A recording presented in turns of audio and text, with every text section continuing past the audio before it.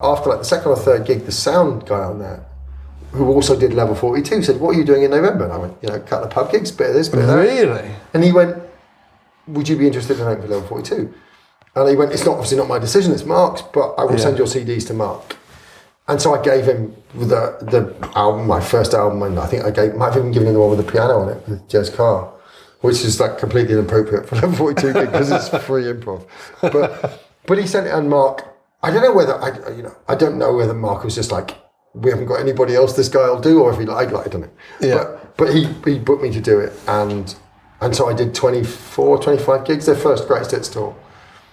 That is frightening. And I still get people now who like, I mean, there's a lot of my listeners. These are big gigs, right? Yeah, the Albert Hall. Yeah. I'm still, as far as I know, the only electric bass player to play the Albert Hall solo. Yeah. It was the Albert Hall, the Liverpool Philharmonic, the Newcastle Opera House, Croydon Fairfield Hall, Bournemouth International Conference Centre. I mean, just massive bands. Just bands. Massive. And me in my like Fraggle coat going, hello. Like, just when I listen to the recordings of it, I sound like such an idiot because I'm like, I don't know what to do on a big stage. Yeah. I played to 8 people in someone's living room. I don't play to 3,500. I mean, it wasn't 3,500 because like we were at the bar. But you know, I was doing these opening gigs, and but the thing that I did, and this was part of this whole thing, was I would, as soon as I finished, I'd go out to the tape table and I'd make friends with people, because that's what you do if you're a normal person, if you're not a weirdo. Yeah. And at the scale I was working at, it wasn't like 3,000 people wanted to come and mob me. It was like 10 people came out and went, "You're amazing." Yeah.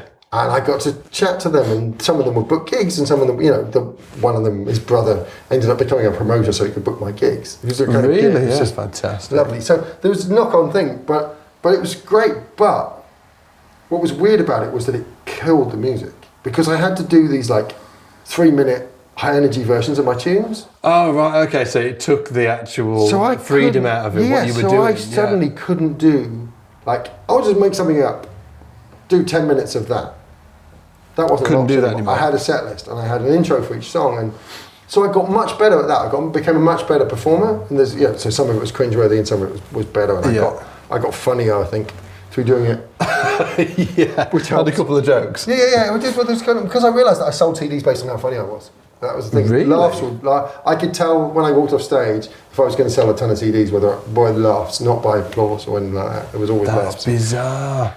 But fantastic. But I was like, if I go down this route, it's going to become like TV themes. I'm going to be like Seinfeld on stage. And and that just wasn't what I wanted to do. I needed that space to experiment.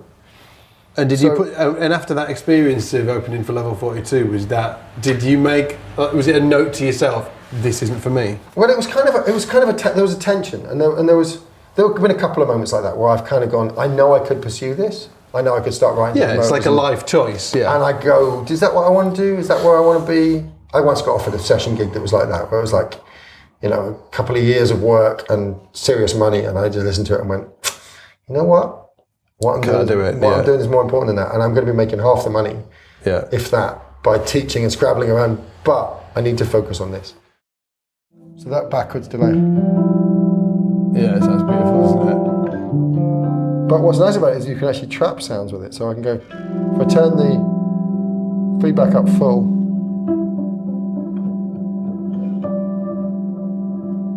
and then turn the time up full. I'll just hold it.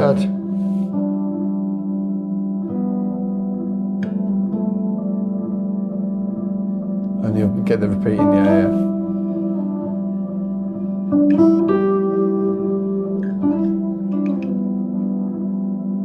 But then,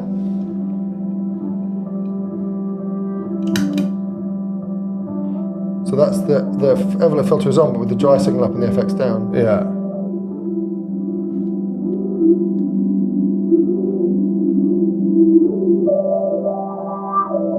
That's amazing.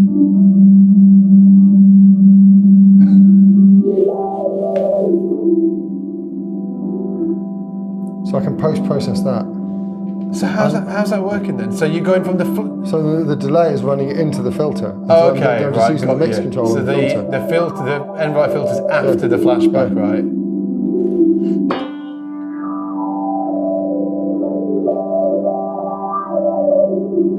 So that's kind of nuts. And then last in the chain is the Hall of Fame reverb, which has my own tone print in it. Oh, is that got the Hall of Fame? I thought it was got the Hoff. I thought it was supposed to do with David Hasselhoff. So with that, I have, that goes up to like 20 seconds of lush. Oh, really? Yeah. And that's, oh, hello.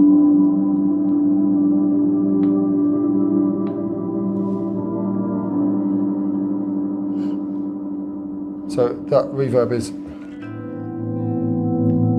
can do whole pad sounds just with that. So I'm using a volume pedal there. Yeah.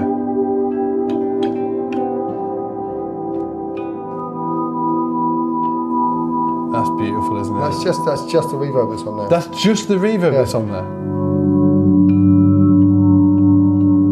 Yeah, nothing else is on at all. That is fantastic.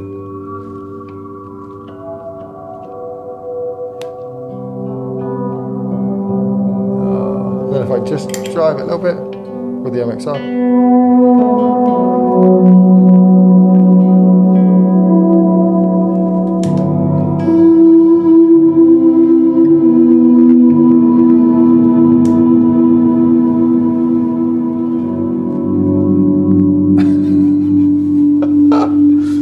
So that's what the bass. What about all this other stuff? So there's stuff on the floor. There's the volume pedal. So I've got a volume pedal, but then the MIDI controller down here controls two things. It